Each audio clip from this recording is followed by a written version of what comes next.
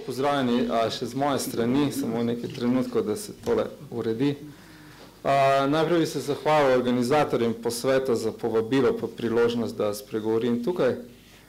Sicer je moje primarno področje ukvarjanja bolj moralna teorija, pa tudi področja, kot so etika v upravi, etika v javnem življenju, etika za pravnike in podobno. O tem danes žal ne bom govoril, ampak lahko mogoče v razpravi se k temu vrnemo, ker je pravzaprav tudi tema toliko široka, da to tudi zajema. Danes bom pa zelo na kratko predstavil en specifičen projekt, ki smo ga izvedli na Teološki fakulteti v smislu koordinatorja mednarodnega projekta, ki se dotika ravno tega področja in sicer vprašanja etike, vrednostnih, normativnih tem v samih šolah. Mogoče izhodišča, na podlagi katerih smo se tega izziva, če tako lahko rečem, lotili. Pospešene spremembe v družbi in procesi njenih preobrazb prinašajo s seboj nove izzive, posebej tudi izzive za polje vzgoje in izobraževanja. To so različni vrednostni konflikti, migracije, kot smo slišali, vključevanje v družbo, spremenjen način dela, spremenjeni kurikulum in podobno. Po drugi strani vseobsegajoča narava etične refleksije o zaveščanju in delovanja terja integrativen in celosten pristop. Tretje izhodišče, na podlagi katerega smo se pa lotili tega, pa da mnogo učiteljev in vzgojiteljev pogosto nima specifičnih znanj in veščin za celostno in povezovalno naslavljanje vrednostnih tem. To so bila izhodišča, na katerih smo se tega projekta sploh lotili. Neka bolj specifična izhodišča, pa tudi deloma izzivi, če jih lahko tako poimenujemo, so našteti tukaj. Izhodišče je gotovo to, da zgodnja vzgoja in izobraževanje, da sta to dva ključa do razvoja celostne osebnosti. Da je pomembno poudarjati etiko, medkulturni dialog, razvoj kritičnega mišljenja. Potem še en izziv, ki je bil postavljen pred nas, je to, o čemer smo danes pravzaprav že večkrat govorili, to sta dialoška in pa skupnostna narava etike. Se pravi, etika je vedno v odnosu z drugimi.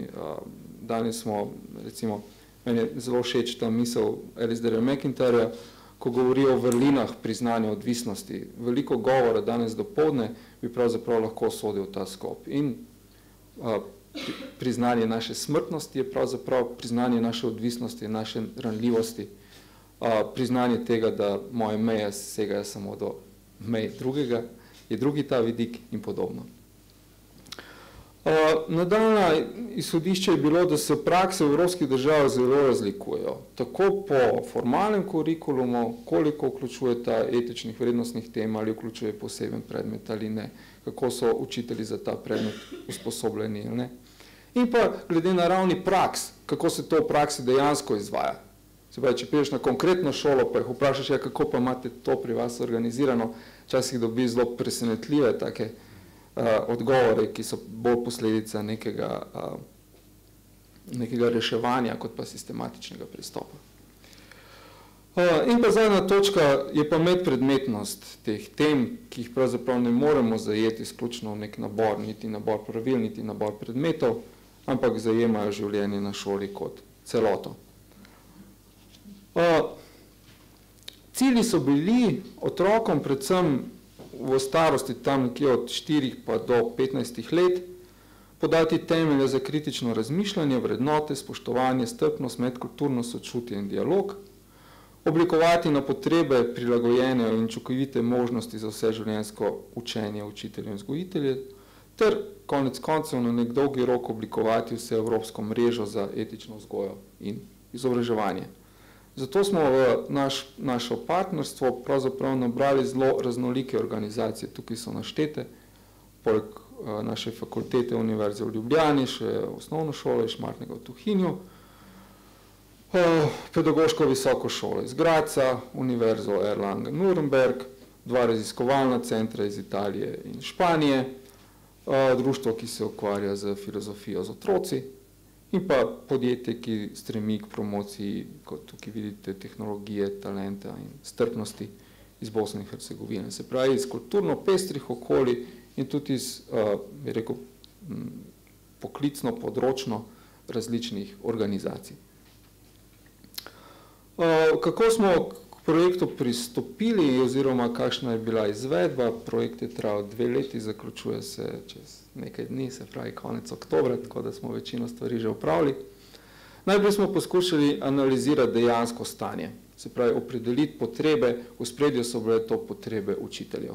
Tukaj mogoče izpostavim eno zanimivost, ki se je iz te mednarodne primerjave izkazala, da so slovenski učitelji primerjalno z vsemi drugimi naštetimi državami, se pravi Španija, Italija, Nemčija, najnižje ocenili svojo usposobljenost, svojo pripravljenost in sploh svoj pogum, da naslavljajo etične vrednote v razredih. Zgolj 12% jih je ugotovilo, da s tem nimajo nobenih težav. Velika večina, če obrnemo sliko, ima pri tem zadržke.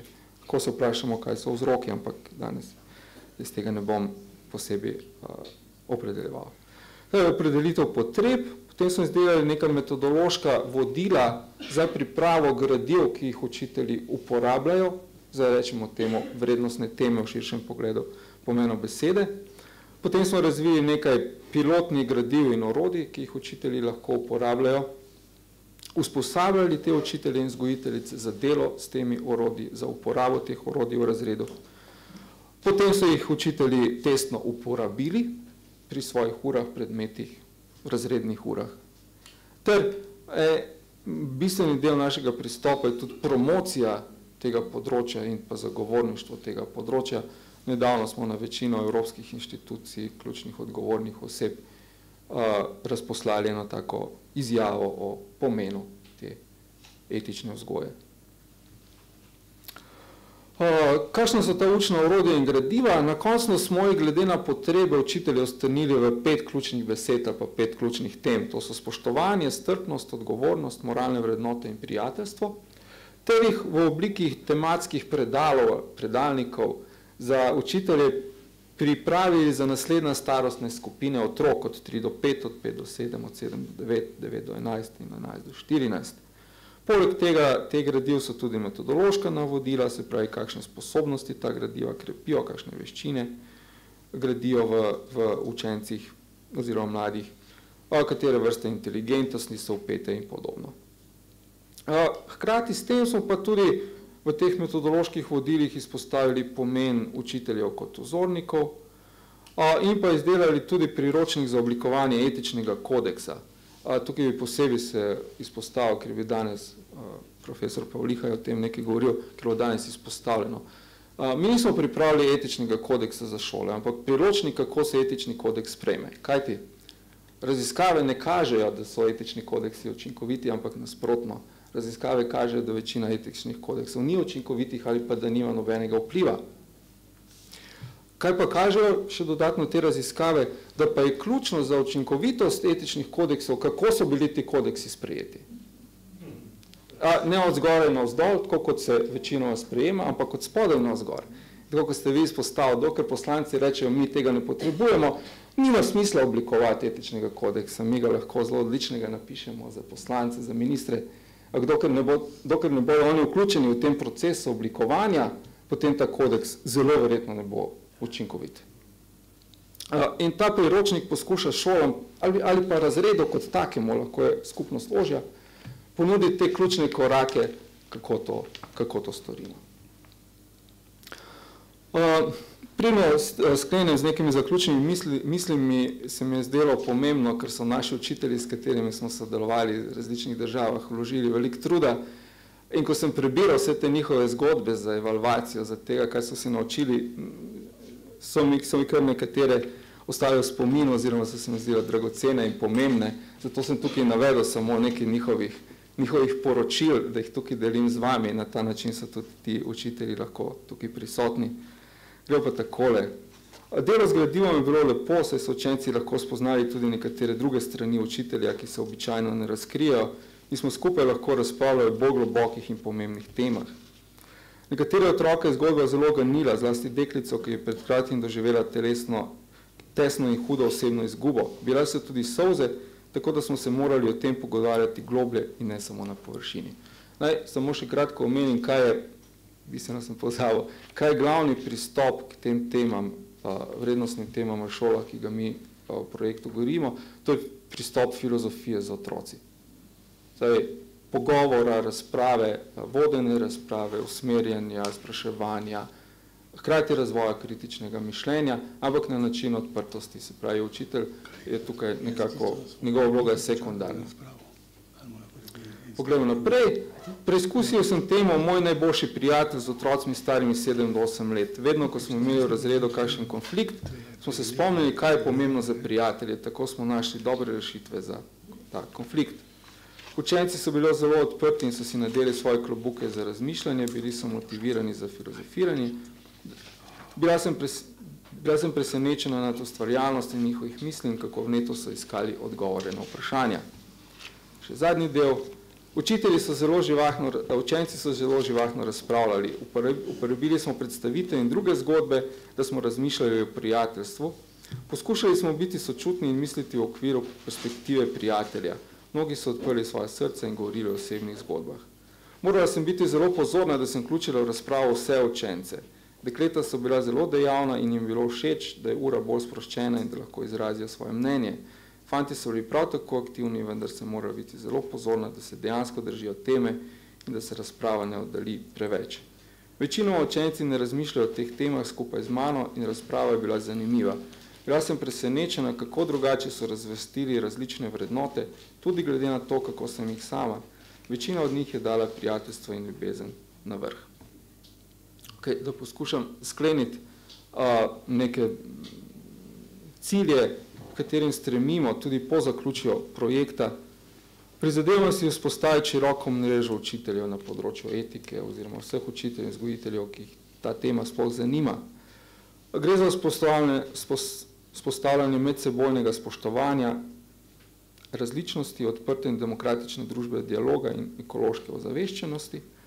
In mislimo, da to vrstni projekt in pa tudi današnji posvet v celoti pravzaprav sodi v en zelo pomemben segment evropske usmeritve, ki ga najdemo zapisanega v tem dokumentu, kako bi rekli, Evropa vzgoja, izobraževanje in usposabljanje 2020, Education and Training 2020, ki pravi, kot dva ključna cilja izpostavlja spodbujanje pravičnosti, socialne kohezije in aktivnega državljanstva, s spodbujanjem medkulturnih kompetenc, demokratičnih vrednot, ter spoštovanjem temeljnih pravic in okolja, kako tudi boj proti vsem oblikam diskriminacije, se mlade usposobiti za pozitivne odnose z vrstniki iz različnih okolij.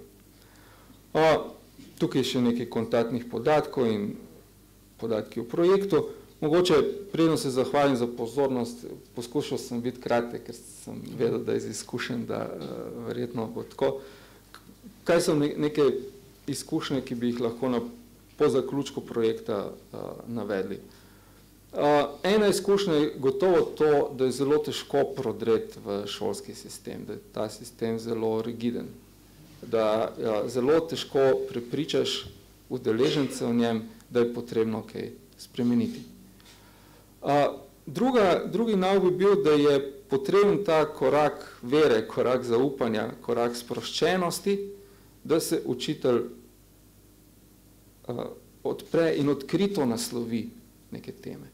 To ni vedno lahko, ker mogoče trči tudi na neke svoje meje ali pa neke meje svojega znanja v tem tradicionalnem pomenu besede, ampak večina učiteljev v državah, ki so bili vključeni, je bila s tem pristopom, s tem načinom dela pravzaprav zelo zadovoljna in je poročala, da jih je na nek način obogatil in je dal nek drug pogled pravzaprav na to, kar je sicer predpisana vsebina v šolah. In zdaj imajo za manj pomembno to vsebino, ne da bi jo zanemarjali, ampak v smislu, kot je prej tudi kolegica že to opredelila, da imamo pri različnih tematskih sklopih pravzaprav polno nastavko, da v to vključimo oziroma so nastavki že noter ugrajeni. Tako da tukaj se zahvalil za pozornost in vas povabil potem kasneje k razpravi. Hvala.